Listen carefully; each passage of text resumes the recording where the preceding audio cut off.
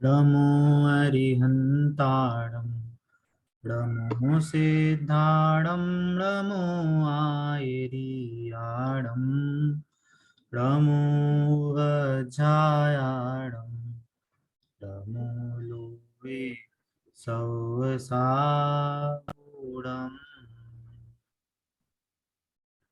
हमारी अभी मंगल प्रज्ञा 3 का हमारा पहला पार्ट हमारा अभी खत्म हुआ है, अति पुण्य उदय ममाया की स्तुति।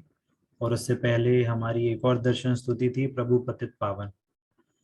तो अगले क्लास में एग्जाम रहेगा, तो उससे पहले यदि आप सभी का कोई क्वेश्चन है, कोई डाउट है, तो आप पूछ सकते हैं। आज हम उसी के स्पेसिफिक सारे डिस्कशन करेंगे। ये चीज मैं चाह रही थी, वो पहली स्तुति जो उसका आप थोड़ा सा एक टॉपिक समझा देते शॉर्ट नोट में। देखिए, मैं पूरी स्तुति कवर करने जाऊंगा तो मेरी एक ही क्लास उसी में निकल जाएगी। नहीं, बस आपके सिर्फ एक कोई स्पेसिफिक कोई चीज नहीं समझ में आ रही है तो आप वो पूछें, क्योंकि सबके डाउट्स हैं। मैं अगर स्तुति पढ़ाऊंगा आधे घंटे उसी में निकल जाएंगे, बाकी लोगों के डाउट्स पूरे नहीं हो पाएंगे, है ना। आप अभी टाइम ले लो। आपको अगर ऐसा लग रहा है कि वो लाइन नहीं समझ में आ रही है, तो आप वो स्पेसिफिक चीज पूछ लीजिए, ठीक है। है ना। नहीं तो पूरी क्लास इसमें चली जाएगी फिर वो। हाँ मधु जी, आप कुछ पूछ रहे थे। जी भैया, मैं ये पूछ रही थी कि आपने ये मुनिराज के 28 मूल गुण और ये 12 भावनाएं ये सब जो शेयर किया था, तो उसमें एक लाइन है शेष गुण। शेष गुण उसमें स्नान, अदंत धोवन। अदंत धोवन का मतलब? अदंत धोवन मतलब ब्रश नहीं करते, कि कुछ दम मंजन लगा के ब्रश कर रहे हैं ऐसे। मुनिराज अदंत धोवन है, वो साफ शरीर से स्नान नहीं करेंगे, दांत नहीं साफ करेंगे, ऐसा। तो भैया जी, इनके बारे में पूरा उसमें से क्वेश्चन आ सकते हैं मूल गुणों में से? अभी उसमें ज्यादा डिटेल में नहीं है। अपना जो नेक्स्ट चैप्टर आ रहा है ना, इसमें वो सारी डिटेल आ रही है। इसलिए जो ये मैंने डिटेल दी थी वो जस्ट फॉर इंफॉर्मेशन दी थी, है ना। बट इस पे अपन क्वेश्चन नहीं रखेंगे, है ना, कि ये क्या होते हैं, ये किस में इंक्लूडेड है, वगैरह वगैरह। ये नेक्स्ट चैप्टर जब हम पढ़ाएंगे तो उन पे डिटेल पे चर्चा करेंगे, तब हम उसका एग्जाम होगा तब उसमें ले सकेंगे उस चीज को। अभी तो आप ये समझिए कि मुनिराज में एटलीस्ट मोटा मोटा हमको ये नंबर पता हो कि 5 महाव्रत होते हैं, 5 समितियां होती हैं, है ना। ये 6 आवश्यक होते हैं, है ना। यदि 28 मूल गुणों का बाइफर्केशन नंबर वाइज कैसे कैसे होता है, एटलीस्ट इतना तो पता होना चाहिए, है ना, बाइफर्केशन नंबर वाइज। भले उनके डिटेल में नाम अभी याद नहीं हो, वो कोई प्रॉब्लम नहीं है, पर वो जो ग्रुपिंग है वो हमें याद होना चाहिए। हाँ। और भैया जी, ये 22 तारीख की क्लास में जीव द्रव्य पढ़ाया था आपने, तो उसमें जीव द्रव्य एक रूप है अनंत गुण। जीव अनंत शांतिमय पदार्थ है। और इसमें बताया आपने जीव द्रव्य अभेद सत्ता। अभेद सत्ता मतलब? हाँ, चलिए, इसके नोट्स मेरे पास अभी भी हैं क्या? सामने होगा तो इजी रहेगा। भैया जी, इनकी भी आपने पीडीएफ फाइल भेजी है क्या? हाँ, सबकी भेजी है। जो जो मैंने हाथ से लिखा हुआ है सबकी पीडीएफ फाइल मैंने भेजी है ग्रुप पे। मैंने रिकॉर्डिंग भी सुनी है, तो मतलब कुछ चीजें क्लियर नहीं हुई है मुझे। आप चैट में देख लेना, आपको मिल जाएगी। नहीं होगा तो मैं वापस भेज दूंगा, कोई प्रॉब्लम नहीं है, मैंने सेव करके रखी है ना। मैं एक सेकंड शेयरिंग चालू करता हूँ इसकी। अभेद सत्ता का मतलब भैया जी? हाँ, मैं बताता हूँ, एक सेकंड। जैसे हमने यहाँ पे ये पढ़ा था ना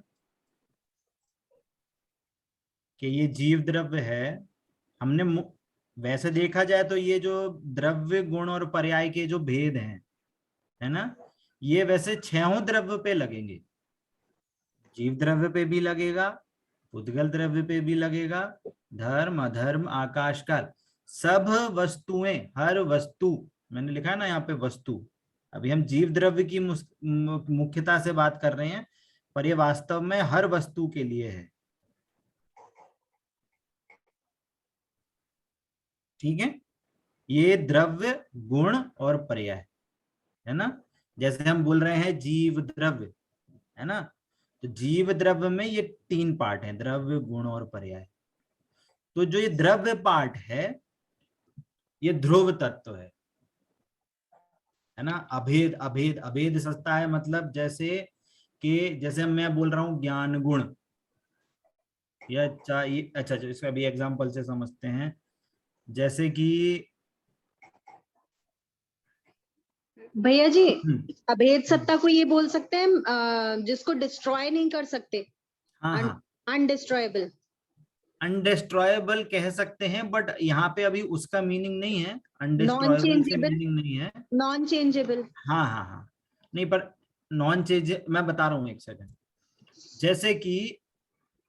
जैसे कि मान लीजिए फॉर एग्जांपल ये शरीर है ना, तो उसमें क्या है, आंख भी है। अभी एग्जाम्पल की तरह से ही समझना आप इसको, आंख भी है, नाक भी है, मुंह भी है, बाल भी है, हाथ भी है, पैर भी है। तो आप ये बताओ, आंख शरीर है क्या,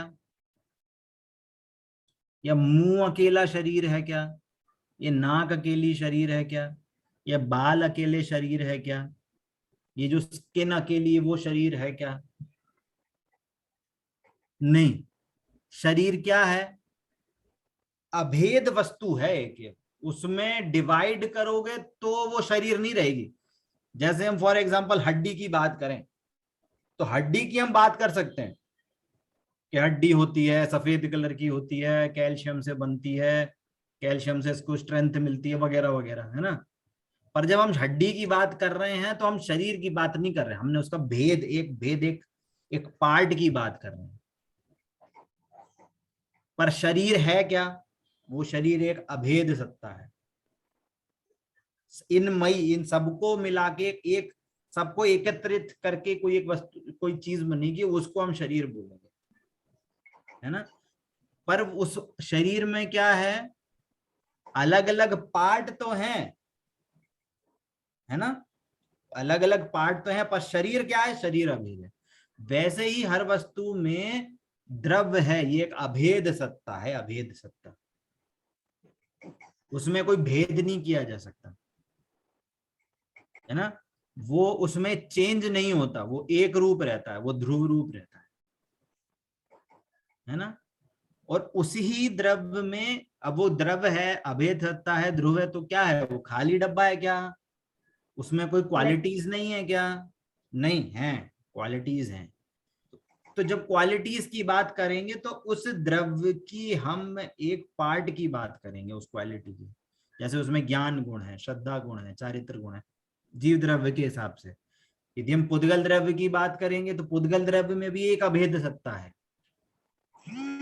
और वो पुद्गल द्रव्य की अभेद सत्ता खाली डब्बा है क्या? नहीं, खाली डब्बा नहीं है, उसमें भी गुण है। उसमें कौन से गुण है? स्पर्श, रस, गंध, वर्ण, है ना, वो उसके गुण है। अब स्पर्श गुण है तो उसकी कुछ पर्याय होगी, रस गुण है तो उसकी कुछ पर्याय होगी, है ना, गंध गुण है तो उसकी ऊपर कुछ पर्याय होगी, वर्ण गुण है तो उसकी कुछ पर्याय होगी।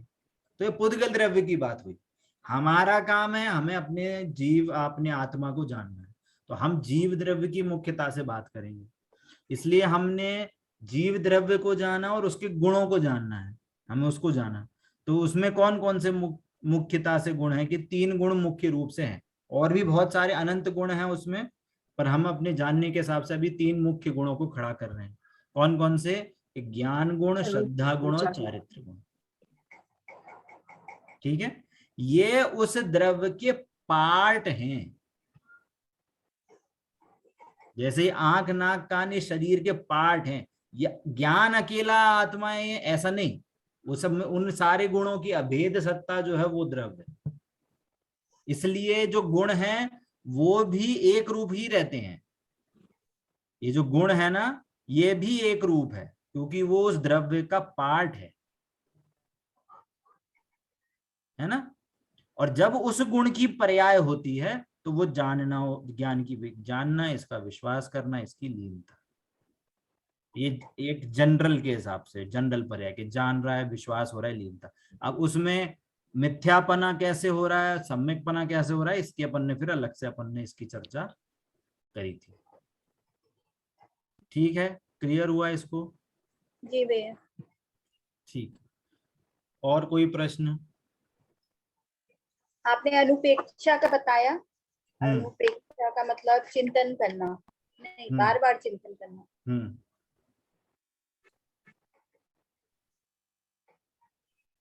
तो इसमें क्या क्वेश्चन था?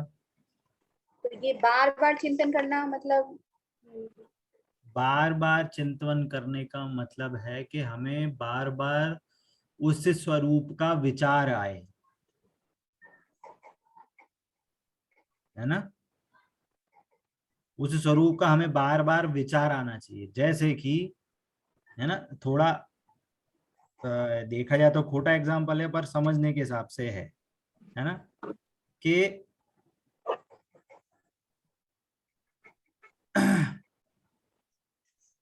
ऐसे समझ सकते हैं, छोटा तो नहीं, चलो अभी आपको एक एग्जाम्पल से समझ में आ जाएगा कि कोई मान लो कोई व्यक्ति है ना, उसकी मान लो उसकी बेटी का विवाह होना है, उसके बेटे का विवाह होना है, तो उसको निरंतर, भले ही कहीं पे भी रहे, उसके माइंड में हमेशा यही चलता रहेगा, अरे नहीं ये वाला रिश्ता कर लेते हैं, नहीं वो वाला रिश्ता कर लेते हैं, अरे यहाँ देखना है, अरे वहां जाना है ना। तो वो हमेशा उसके माइंड में क्या चलता है कि वो चीज हमेशा उसके माइंड में चलती रहती है, एज अ विचार हमेशा कंटिन्यूअस वो चलता रहता है ना। वैसे यहाँ अनुप्रेक्षा का मतलब ये है कि वो बार बार हमें उसका चिंतन चले, अरे ये तो अस्थिर है, ये संसार क्या है, ये अस्थिर है, अनित्य है, अशरण है ना। इसमें इन सब का हम अगर आश्रय लेंगे तो हमें कर्म बंधन होगा। हमें कोई भी कैसा भी कोई प्रसंग बनता है तो हमारे ये विचार बैक ऑफ द, मतलब माइंड, ऐसा एग्जांपल माइंड बोल रहा हूँ, मतलब हमारे ज्ञान में एक स्टेज पीछे, हमारे माइंड में, हमारे ज्ञान में वो विचार आने चाहिए। तो वो एक प्रकार से अनुप्रेक्षा कहलाएगी। और जब वैसे हमारे जब विचार होते हैं हमारे ज्ञान में, ऐसे ऐसे में वो निर्णय करता है तो वो हमारे को वैराग्य दिलाता है। इन पर बार बार उसका 12 भावना जो है, कभी इसका करेंगे डिस्कशन, उसमें हर भावना का हमारा डायरेक्शन है कि वो जीव सांसारिक भोगों से विरक्त होके आत्मदृष्टि करे। हर भावना का उद्देश्य ये है। तो उससे क्या हो कि उसको बाहर की चीजों में वैराग्य आए। किससे? पर वस्तुओं से, भोगों से उसको वैराग्य आए। और जब वैराग्य आएगा तो उसको क्या होगा, अरे अब तो कहीं रुचता ही नहीं है, बाहर में कहीं रुचता ही नहीं है। तो वो अपने क्या, अपनी आत्मा के श्रद्धान के लिए, अपने आत्मा के निर्णय करने के लिए, तत्व ज्ञान करने के लिए, है ना, उसमें अग्रसर होगा। इससे उसको अंतरंग में समता आएगी। क्लियर हो रहा है सभी को?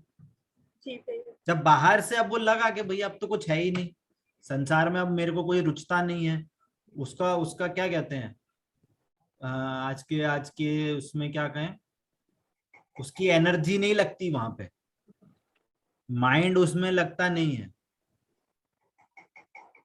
ना। तो वो इंटरेस्ट ही नहीं जागृत होता उस जगह पे। इंटरेस्ट लगता है कि मैं अपने आत्मा का कल्याण कैसे करूं, वहां इंटरेस्ट ज्यादा लगता है।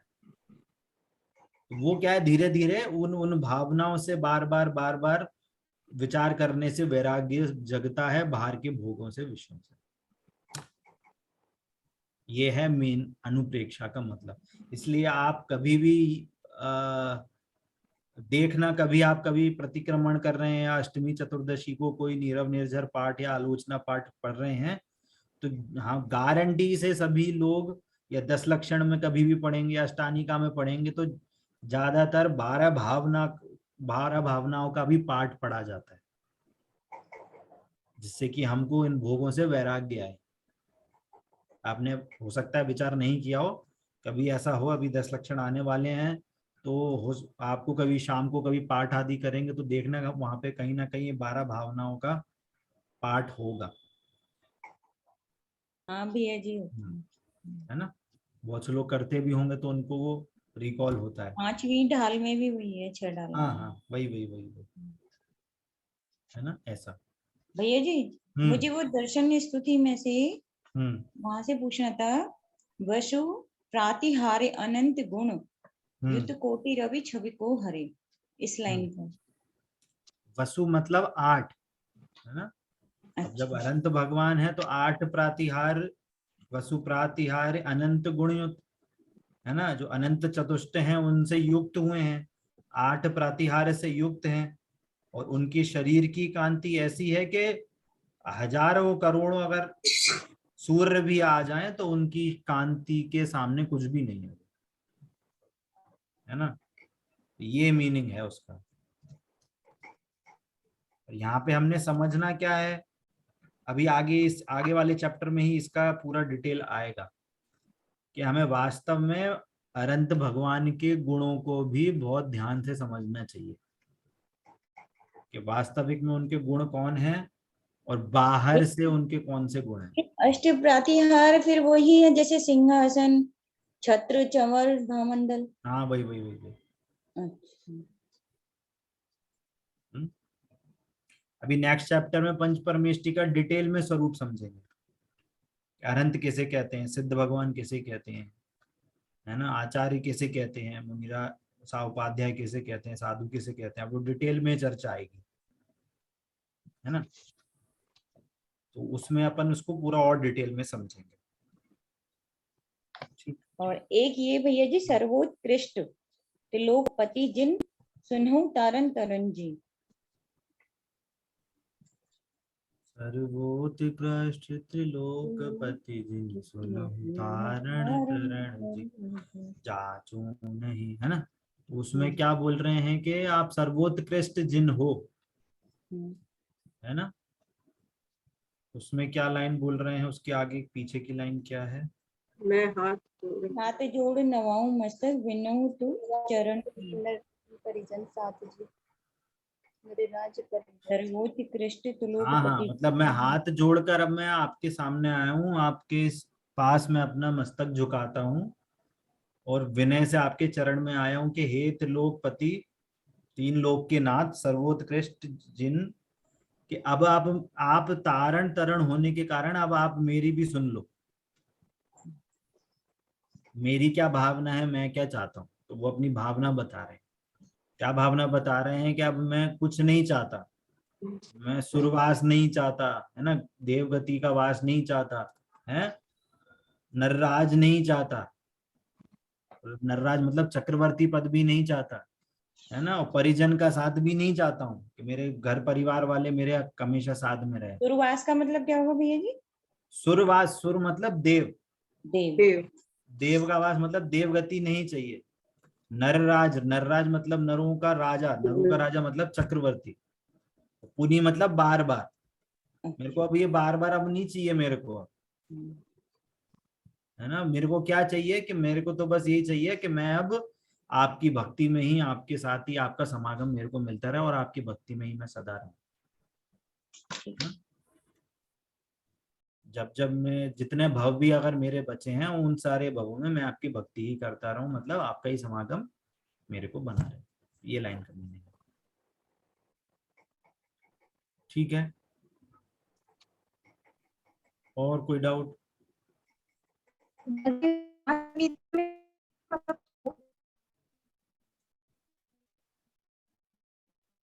किसने बोला आवाज नहीं आई, वापस से बोलिए प्लीज। मतलब किसी को आवाज आई क्या? नहीं, नहीं आई भैया जी, साफ नहीं आ रही आवाज। आवाज अच्छा, ब्रेक हो रही है।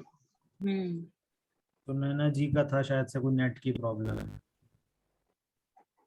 सुनैना जी आप वीडियो ऑफ वो करके नेट ही इशू बोलो। है, मैं 3 बार हाँ वीडियो ऑफ करके ही बोलिए आप, उसमें आपकी बैंडविड्थ नहीं आएगी।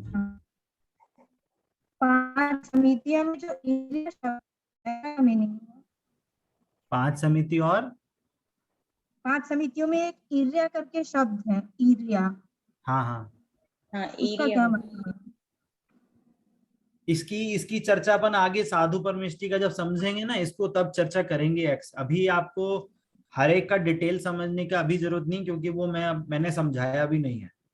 ठीक, मैं तो बस ये चाह रहा हूँ उस 28 मूल गुणों में किस किस कितने कितने नंबर के क्या क्या चीजें होते हैं, वो याद तो अभी उतना याद करना है। इसकी ठीक। डिटेल में जो क्लास रहेगी अपनी नेक्स्ट जो चैप्टर है उसमें अपन उसकी चर्चा करेंगे।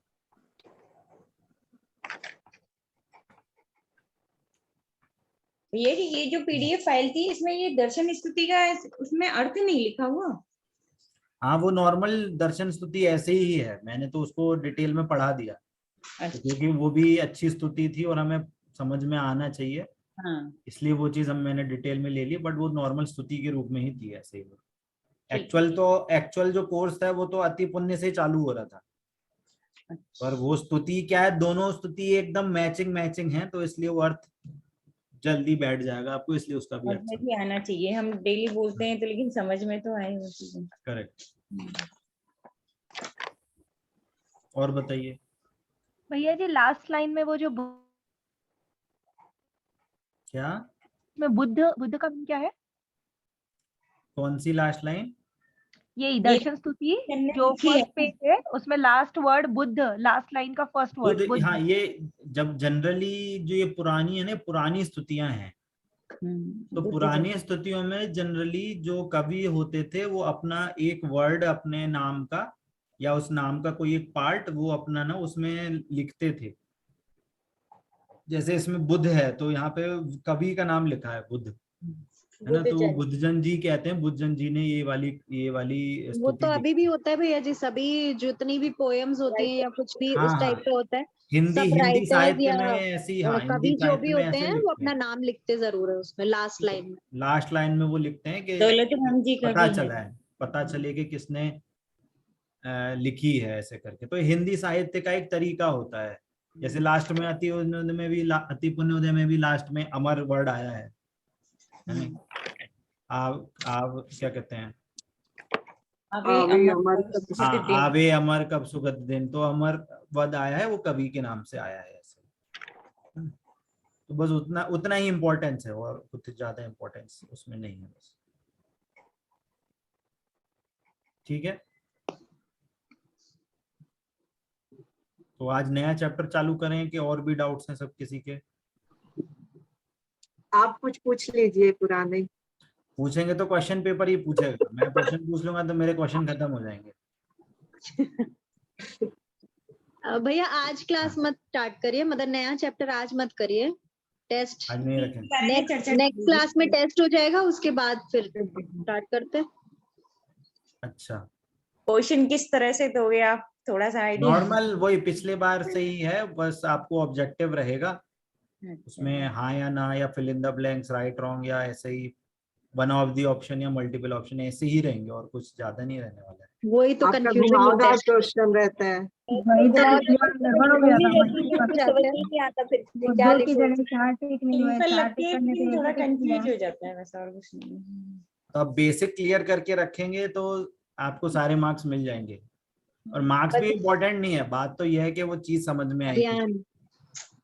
पर रीजनिंग में तो भैया जी सब घूम ही जाते, मैं तो पूरी घूम जाती हूँ। देखो आपको मैं एक बात बता रहा हूँ, एग्जाम दे रहे हैं ठीक है, अच्छी बात है, ये मैं तो बोल रहा हूँ आप तो कॉपी से भी देख लो, कोई मना ही नहीं कर रहा आपको, तो देख लो आप, क्योंकि आपने कॉपी में नोट्स बनाए हैं, रिकॉल करना है तो आप रिकॉल भी कर लो, उसमें भी कोई प्रॉब्लम नहीं है। मेरे को तो मार्क्स तो एक औपचारिकता है, एग्जाम एक औपचारिकता है, बट बात है कि जो चीज समझाई है वो आपको क्लियर हुई कि नहीं हुई। और किसी को कोई मार्क्स नहीं मिल रहे, क्वेश्चन गलत हो रहा है, अब नेक्स्ट क्लास में पूछिए कि इसका अर्थ ऐसा क्यों था या इसका अर्थ सही ऐसा क्यों यही हुआ था। नहीं, मैं ऐसे सोच रहा था। पर कभी कभी आते हुए भी गलत हो जाता है भैया जी। हाँ होता है, सबका होता है। मेरे साथ तो हमेशा ही होता है भैया मेरे जी। साथ भी हुआ था। 4 टिक करने थे, मैंने एक ही टिक किया, पता नहीं था कि एक टिक करना है कि 4। नहीं वो others उसके है उसके तो मार्क्स दे दिए थे मैंने, नहीं उसके दिए तो थे। मार्क्स दे दिए थे मैंने। बहुत सारे क्वेश्चन तो ऐसे रहते हैं जो आते भी हैं बट वो रीजनिंग की वजह से सब रॉन्ग हो जाते हैं पूरे। ठीक है, कोई दिक्कत नहीं। दो में फंस जाते हैं, 2 में। हाँ, 2 में भी फंस जाते हैं और दूसरी में भी फंस जाते हैं कि ये उसका ये है तो वो उसका क्या है। तो नोट्स कॉपी आप सामने रखिए उसके लिए। फिर फायदा क्या था? याद करिए कि क्लास में किस चीज को इम्पोर्टेंस दी थी। ठीक है, 15 मिनट क्यों, 20 मिनट है मेरे पास। मैं तो चाहता हूँ कि सेकंड चैप्टर की स्टार्टिंग हो जाए। नहीं भैया जी, वो ले लीजिए ना, जो 5 गलतियां बताए थे ना और उसको सुधारने के उपाय। सुनैना जी जो पूछ रही थी, हाँ, आप उनका ही बता दीजिए। क्या वो देव स्तुति का अर्थ पूछ रही थी ना, वो थोड़ा थोड़ा उनका अर्थ ही। तो नहीं बताने वाला मैं। यूट्यूब में मिल स्पेसिफिक कोई जाएगा। चीज नहीं आती है तो वो बताओ। इसमें भैया एक जी, जो लाइन गलतियां बताए थे ना अज्ञानी जीव की क्या क्या गलतियां हैं, तो उस गलती को सुधारने का भी कुछ पॉइंट आया था ना, उसके तो पूरे नोट्स दिए मैंने पॉइंट बाय पॉइंट 5 पीडीएफ के ना। में। हाँ, 7 पॉइंट हैं उसके, 7। 5 गलतियां थी और 7 उसके सुधारने के सेकंड के 7 पॉइंट थे। देखो अब तो मैं आपको नोट्स दे रहा हूँ, अब तो वो भी कसर सीमा जी ने बोली थी स्टार्टिंग में कि नोट्स ही, अब तो मैं नोट्स भी दे रहा हूँ, लिखित में दे रहा हूँ जो क्लास में पढ़ा रहा हूँ, है ना। अब तो आपके पास नोट्स की भी कमी नहीं है। बहुत अच्छे से समझ में आ रहा है और बस बहुत अब याद। फिर क्वेश्चन रॉन्ग नहीं होने चाहिए। हाँ, कोशिश पूरी। अब क्वेश्चन रॉन्ग नहीं होने चाहिए। ठीक है, चलो इस बारी सीमा दीदी के हाईएस्ट टाइम, उन्हें प्रॉपर नोट्स मिले हैं ना। चलिए, चलो मैंने सेकंड चैप्टर की स्टार्टिंग कर रहा हूँ, कुछ चैप्टर से नहीं पढ़ा रहा हूँ, मैं एक जनरल ही बात कर रहा हूँ, है ना, उसमें कोई प्रॉब्लम नहीं है। एक हाँ, ये प्रिय क्वेश्चन वचन पूछ में रहे हो तो ही फिर क्वेश्चन हो पूछिए। टेव का क्या मतलब है यहाँ पर? प्रिय वचन में ही हो टेव, टेव मतलब क्या, बोलना? नहीं, प्रिय वचन में टेव मतलब झुकाव, मतलब मैं वहीं लगा रहा हूँ। एक सेकंड, लाइन क्या थी, लाइंस वापस से पढ़ेंगे तो उसका मीनिंग समझ में आएगा। प्रिय वचन की हो टेव, गुनि गण गान में ही चित्त पगे। शुभ शास्त्र का नित हो मनन, मन दोष बाधते भगे। हाँ, टेव मतलब, हाँ मतलब मैं बोलूं, इसका मतलब, या प्रिय वचन ही बोलूं, या प्रिय वचन ही मेरे मुख से निकले, है ना। प्रिय वचन का ही, टेव का मतलब होता है एम्फेसिस, प्रिय वचन ही मेरे लिए मुख से निकले, उसका एम्फेसिस मेरे प्रिय वचन का ही हो, है ना। तो प्रिय वचन में भी दो पार्ट करे थे प्रिय वचन में, कि हमेशा या तो वो उस जीव को धर्म में लगाए, और यदि कोई चीज धर्म नहीं समझ भी रहा हो तो एटलीस्ट उसकी शारीरिक हानि ना हो, हम ऐसी बात भी बोले, है ना। शारीरिक हानि में सारी चीजें, मतलब मेंटल, उस किसी भी ऐसे शब्दों से सामने वाले जीव की मेंटल, फिजिकल या साइकोलॉजिकल कोई भी ऐसी चीज ले लो जो उसकी उससे हानि ना हो, कहने का मतलब कोई ऐसे अपशब्द ना निकले जिससे सामने वाले को बुरा लगे, ऐसा। और एक चीज और बता दीजिए, जैसे अनंतानुबंधी करोड़ों वर्षों तक, पत्थर पर लाइन खींचने जैसा। अप्रत्याख्यान किसी दीवार पर चौक या पेन से लिखना। प्रत्याख्यान जैसे रेत पर लाइन उकेरना, और संचलन पानी में लाइन उकेरना। ये सही बोला मैंने? ये एक एग्जाम्पल है, हाँ मतलब वास्तव में सिद्धांत नहीं है ये सिद्धांत नहीं है, ये एक एग्जाम्पल है समझाने के लिए कि कौन सी कषाय का कितना इफेक्ट होता है, उससे कर्म कितना लंबा बन सकता है, उसका एक सेंस देने का है ये, है ना। मैं सिर्फ टैली कर रही थी कि मैंने सही बनाया हाँ, नहीं। इसके बहुत सारे एग्जाम्पल आते हैं। इसका एक और एग्जाम्पल आता है कि जैसे अनंतानुबंधी कषाय है ना, ये अनंतानुबंधी कषाय को क्या कहते हैं, जहर बोलते हैं, जहर है, मतलब सीधे उससे अनंत अनंत का संसार का बंद होता है ना। और अप्रत्याख्यान आदियों का, है ना, उसको बोला है जैसे कोई डाइल्यूट कुछ लिक्वर हो, मतलब कुछ शराब टाइप हो, तो उससे क्या होता है, उससे कुछ ऐसे बंद नहीं होगा पर नशा चढ़ेगा उससे, पर ज्यादा देर तक नहीं रहता, है ना। उसके नीचे गरिष्ठ भोजन, गरिष्ठ भोजन भी का भी असर थोड़ा रहता है ना। ऐसे ऐसे ऐसे करके भी उदाहरण है ना। पर उससे क्या है, उतना क्लियर नहीं होता, ये लकीर खींचने वाला एकदम सटीक उदाहरण पड़ता है, उसका इफेक्ट कैसे रहता है, क्योंकि उसको इमेजिन अच्छे से हो जाता है उससे, ऐसा। ठीक, और तो नहीं है कोई डाउट? चलिए, एक छोटा सा कंसेप्ट लेके आज मैं क्लास शुरू कर रहा हूँ, ज्यादा हार्ड नहीं है, सिंपल ही है ना। अपन को ये सेकंड चैप्टर को समझने में हमको थोड़ी इजीनेस होगी, ठीक है। अभी आप कॉपी हटा दीजिए, कोई नोट्स लिखने की जरूरत नहीं है, नॉर्मल आराम से समझने की तौर से ही आप बैठिए यहाँ पे, ठीक है। चलिए, जो हमारा नेक्स्ट चैप्टर है वो हमारा चैप्टर है पंच परमेष्टि का स्वरूप, है ना। कौन सा चैप्टर है ये? चैप्टर 2।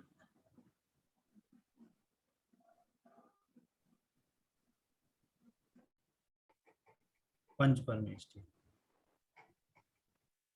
अच्छा, इनको हम पंच परमेष्टि क्यों बोलते हैं, ये सारी चर्चा अपनी पिछली बुक्स में हो चुकी है ना, कि ये परम पद में स्थित है, और हमारा जो ये हमारे को इष्ट है ना। परमेष्टि का हमारे डिवाइडेशन करा था क्या? परम जो इष्ट। परम पद में परम स्थित प्लस है। इष्ट, ठीक है। इष्ट इष्ट, ठीक है। परम पद पे स्थित हैं इसलिए परम बोल रहे हैं। परम पद मतलब इस संसार में सबसे ऊंचा पद इन 5 परमेष्ठियों का है ना। क्यों है सबसे ऊंचा परम पद, क्यों कह रहे हैं, हैं? परम क्यों है ना, परम पद क्यों बोल रहे हैं? कोई बता सकता है परम पद क्यों बोल रहे हैं इनको? क्योंकि संसार में ये पांचों पद जो है वो हमें मोक्ष का मार्ग बताते हैं, मतलब बिल्कुल सही। गोल है हमारा। हाँ, क्योंकि इनके सभी घातिया कर्म का नाश हो चुका है इसलिए। नहीं नहीं नहीं नहीं, मुनिराज का घाती कर्मों का नाश थोड़ी हुआ है ना। क्यों है ये? क्योंकि हमारा जो अल्टीमेट गोल है, हमारा गोल क्या है कि मोक्ष हमें की प्राप्ति। मोक्ष जाना है, मोक्ष की प्राप्ति करनी है ना, हमें मोक्ष की प्राप्ति करनी है। तो इस मोक्ष की प्राप्ति के लिए जो इसका जो रास्ता है, इसका जो मार्ग है ना, उस मार्ग पे कुछ परमेष्ठियों के तो उन्होंने प्राप्त ही कर लिया है ना। अरहंत प्लस सिद्ध भगवान ने तो प्राप्त ही कर लिया मोक्ष, है ना, दोनों ने तो प्राप्त ही कर लिया है ना।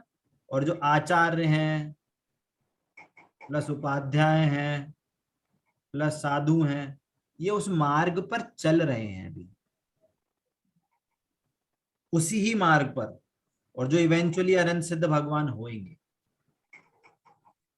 तो हमारा गोल क्या था? मोक्ष की प्राप्ति, उसी मार्ग पे ये लोग चल रहे हैं, तो इसलिए हमारे ये इष्ट भी होंगे।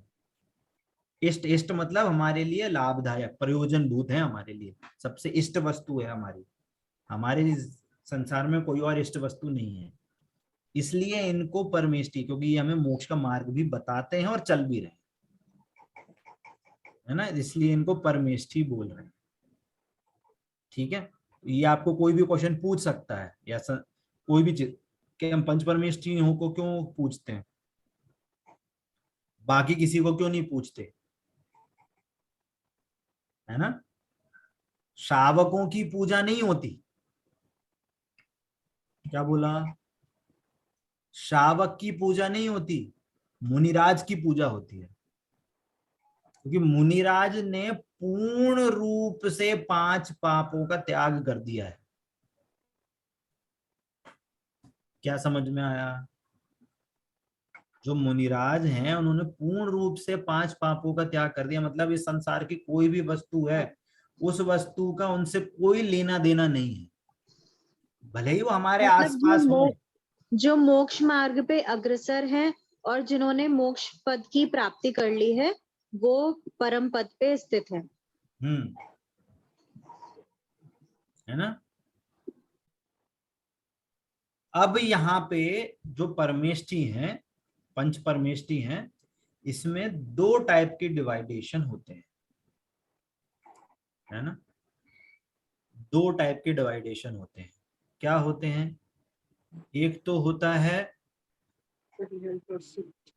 हम जैसे ये लिख लेते हैं क्या, हम वैसे इसके हिसाब से चलते हैं, सिद्ध भगवान, देव और गुरु, अरहंत,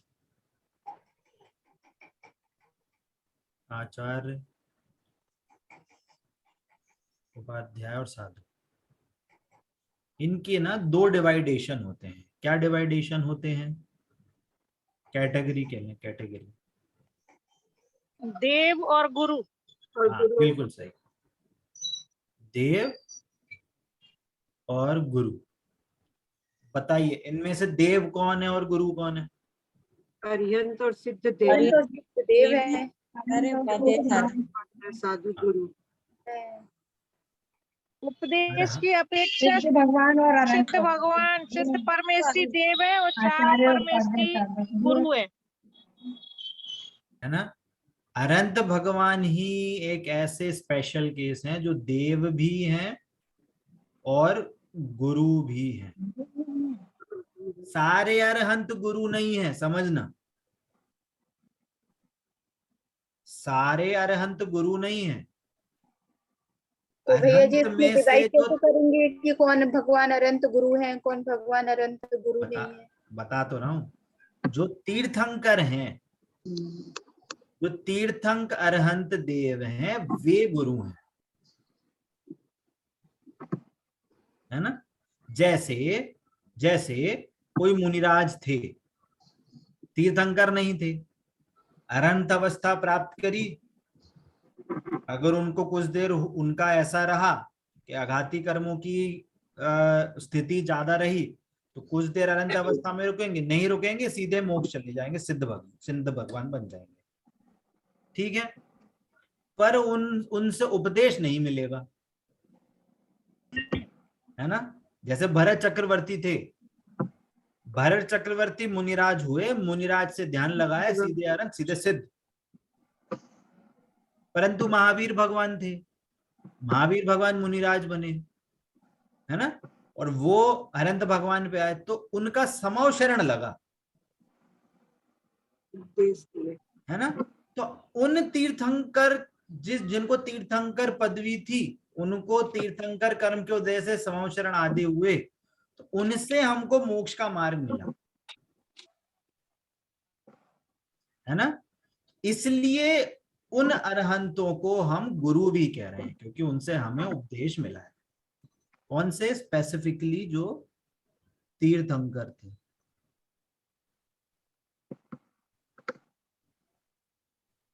क्लियर हुआ? तो हमारे जो सिद्ध परमेष्ठी हैं वो देव हैं, अरहंत, सारे अनंत परमेष्ठी देव हैं, सारे अनंत परमेष्ठी। परंतु उनमें से कुछ अनंत परमेष्ठी ऐसे हैं जो गुरु भी हैं, क्योंकि हमें उपदेश मिला है, मोक्ष का मार्ग मिला है हमको उनसे। वास्तविक मोक्ष का मार्ग तो उन्हीं से ही मिला है ना। और आचार्य हैं, उपाध्याय हैं और साधु हैं, वो तो हमें साक्षात उपदेश देते ही हैं, इसलिए वे गुरु भी हैं। क्लियर हुआ? इतना पार्ट क्लियर हुआ? कोई डाउट इसी में? एक डाउट है भैया जी, बताइए। मतलब जिन अरहंतों की समोसरण लगा, जिनकी देशना खिरी, वो ही गुरु है क्या? और क्या? कोई हमें कोई जैसे भरत चक्रवर्ती है। समवसरण तो सिर्फ तीर्थंकरों का लगता है ना। अभी हम तो मुख्यता कोई से अरहंत तीर्थंकर की जो मुख्यता से तीर्थंकर करके हैं, हम अनंत भगवान को गुरु कह रहे हैं। सारे अनंत भगवान को गुरु नहीं कह रहे, है ना। उस अनंत भगवान में कुछ स्पेशल केसेस हैं, तीर्थंकर जिनको तीर्थंकर पदवी थी, है ना। तीर्थंकर कर्म का उदय था, है ना। सातिशय पुण्य का उदय था, जिसके कारण से हमको समोच्चरण आदि हमको उपदेश मिला, उनकी दिव्य ध्वनि का हमें लाभ मिला, है ना। इसलिए उनको गुरु भी कहते हैं, है ना, ऐसा। और कुछ कुछ कुछ अरहंत ऐसे भी होते हैं जो तीर्थंकर नहीं होते, परंतु उनकी गंध कुटी लगती है। अब गंध कुटी क्या चीज होती है, कंफ्यूज नहीं होना, इसको आप समव शरण का छोटा रूप कह सकते हो। जो अरंत अवस्था में रहते हैं और क्या उनकी बोलते गंध हैं कुटी जी? होती है, गंध कुटी। गंध कुटी, है ना। ये इसको समव शरण का छोटा वर्जन कह सकते हो। देवकृत ही होता है ना। वहां पे भी कुछ अरिहंत की दिव्य ध्वनि खिलती है, जिनकी गंध, वो ये तीर्थंकर पदवी वाले नहीं होते, परंतु उनको थोड़ा और तीव्र पुण्य का उदय होता है, जिससे उनको तीर्थंकर का उदय नहीं होता, तीर्थंकर कर्म का उदय नहीं होता, पर विशेष पुण्य का उदय होता है, जिससे देव आदि गंध कुटी की रचना करते हैं और उनको अनंत पद पे वो उनकी दिव्य ध्वनि गिरती है। वो भी किन ही जीवों को होता है, रेयर, वो भी रेयर कंडीशन है, पर वैसा भी होता है। तो कहने का मतलब होता है कि हमें तीर्थंकर पद और उन पद से प्रॉब्लम, ऐसा नहीं भी बोले, प्रॉब्लम मतलब वो नहीं भी बोले, पर कहने का मतलब है कि कुछ अरहंत, सारे अरहंत तो देव हैं ही, परंतु जिससे हमें, तो यहां से एक्चुअली देखा जाए तो इसको तीर्थंकर हटा दो, इसको यहां पे लिखो दिव्य ध्वनि।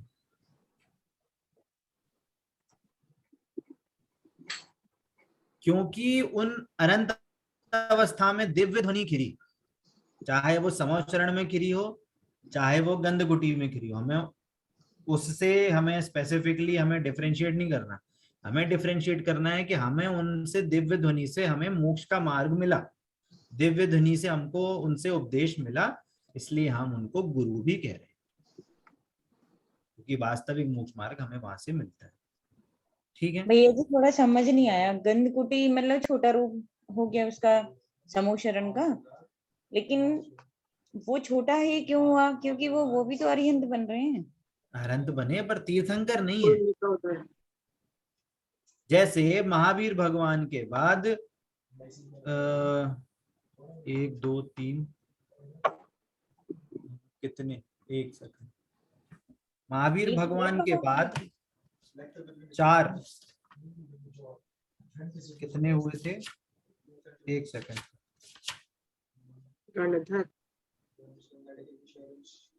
अनुबद्ध 3 अनुबद्ध केवली हुए थे। अनुबद्ध केवली 3। क्या हुए थे? 3 अनुबद्ध केवली हुए थे महावीर भगवान के बाद। कौन कौन हुए थे? गौतम स्वामी, सुधर्मा स्वामी और जम्बू स्वामी। हाँ। तो उनकी गंध कुटी थी, पर वो तीर्थंकर नहीं है ना।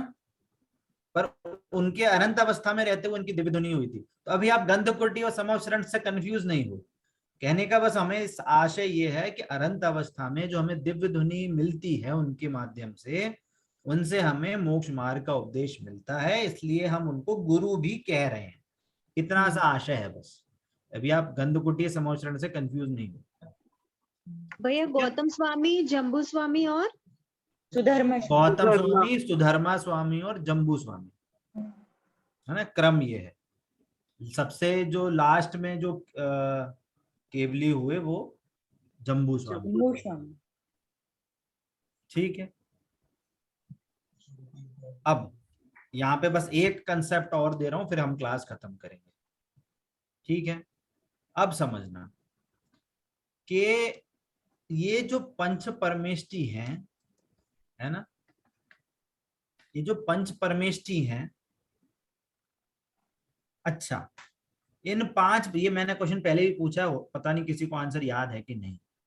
इन पांच परमेष्टि में, बहुत ध्यान से सुनना, इन पांच परमेष्टि में कौन से परमेष्टि शरीर रहित हैं और कौन से परमेष्टि शरीर सहित हैं? सिद्ध परमेष्टि शरीर रहे तो बाकी चारों परमेष्टि शरीर सहित। अच्छा, हम अभी शरीर सहित हैं कि शरीर रहित हैं? शरीर सहित। सहित नहीं आया क्वेश्चन समझ में? ये शरीर हमारा है क्या? नहीं नहीं है, तो शरीर सहित कैसे हो गए? शरीर रहित ही है। और सभी पंच शरीर परमेष्टि में रहित चार हैं। सहित हैं। नहीं, सभी सभी शरीर रहित है, रहित हैं। सारे पांचों पंच परमेष्टि शरीर रहित शरीर भाई। रहित है। हैं? पांचों मनीषा जी फिर कुछ तो बोल रही हैं।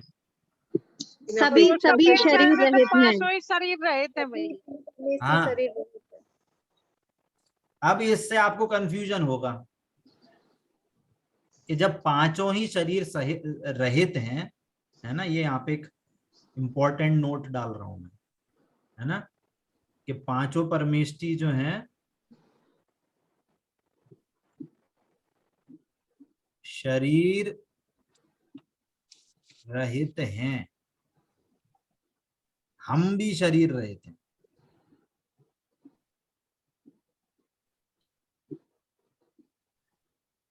रहित, रहित हैं का मतलब कि शरीर मेरा नहीं।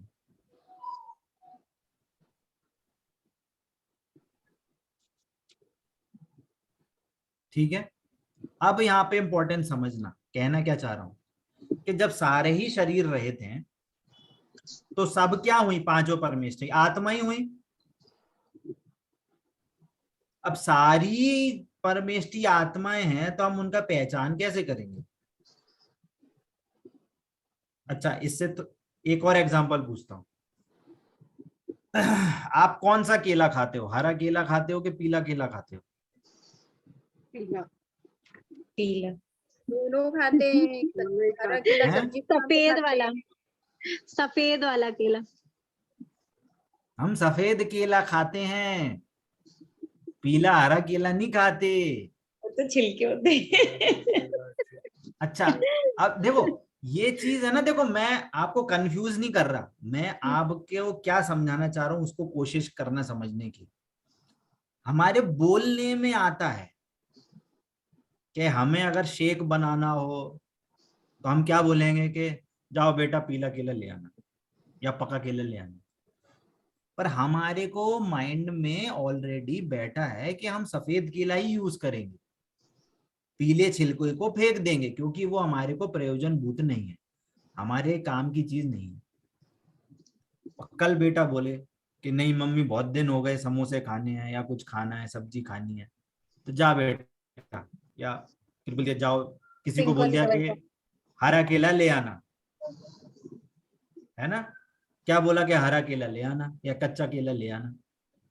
तो हमारे को वहां पे भी माइंड में ये नक्की था कि हम सफेद केला ही यूज करेंगे, हरा केला यूज जो छिलका है उसको यूज नहीं करेंगे। ठीक है, परंतु जो हरा केले वाला केला है, हरे छिलके वाला जो केला है और जो पीले छिलके वाला केला है, दोनों के कलर क्या है?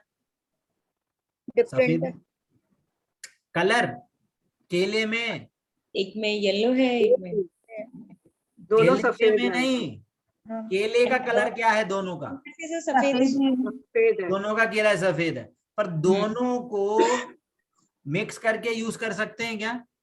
कि कच्चे केले का शेक बना दें और पके केले का समोसा बना दें? नहीं। नहीं।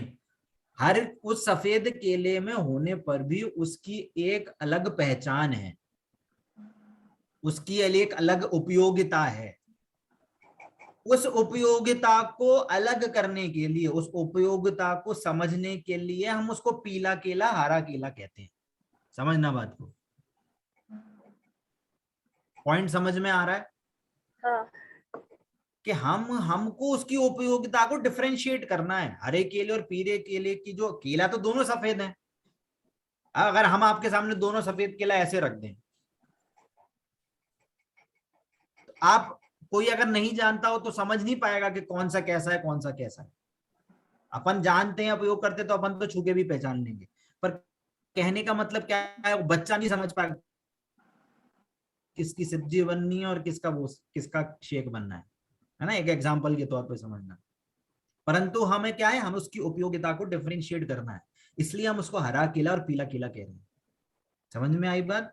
और उस केले की कंडीशन भी अलग अलग है। यहाँ पे ये पका हुआ है, यहाँ पे ये कच्चा है, यहाँ पे थोड़ा नरम है, ये थोड़ा हार्ड है, उसकी कंडीशन भी डिफरेंट है। समझ में आई बात? वैसे ही पांचों परमेष्टि में आत्माएं बराबर हैं, सभी पदों में आत्माएं सेम हैं, पर सबकी कंडीशन सेम है क्या? नहीं, डिफरेंस है, थोड़ा सा डिफरेंस है। पर अब आत्मा को तो हमने आज तक जाना ही नहीं है कि आत्मा कैसी होती है। हम आत्मा से समझाएंगे तो जो अनभिज्ञ जीव है, जो अभी अभी धर्म में जुड़ा है या धर्म को समझना चाह रहा है, तो उसको डिफरेंशिएट करने में, उसको समझने में प्रॉब्लम होगी। जैसे उस बच्चे को समझने में प्रॉब्लम हो रही है ना, कच्चा केला पक्का केला, तो अपन बोल रहे हैं भैया पीला केला ले आना, हरा केला ले आना। अच्छा वो केला मत लाना जो चित्ती चित्ती वाला होगा, वो खराब हो जाता है। एकदम पीला केला लाना जिसमें चित्ती चित्ती नहीं हो, है ना? बोलते कि नहीं बोलते? वैसे ही जो अभी धर्म में रुचि है, जैसे धर्म को समझना चाहता है, उसको समझाने के लिए हम उनको डिफरेंशिएट करने के लिए बोलते हैं कि ये साधु हैं, ये 28 मूल गुण के धारी हैं, ये नग्न अवस्था वाले हैं, ये अनंत परमेष्टि हैं, इनके 46 गुण होते हैं, इनके जन्म के इतने अतिशय होते हैं, है ना, और देव के इतने अतिशय होते हैं, है ना, समो शरण में ऐसी ऐसी विभूतियां होती हैं, सिद्ध भगवान है, सिद्ध शिला में वहां विराजमान हुए हैं।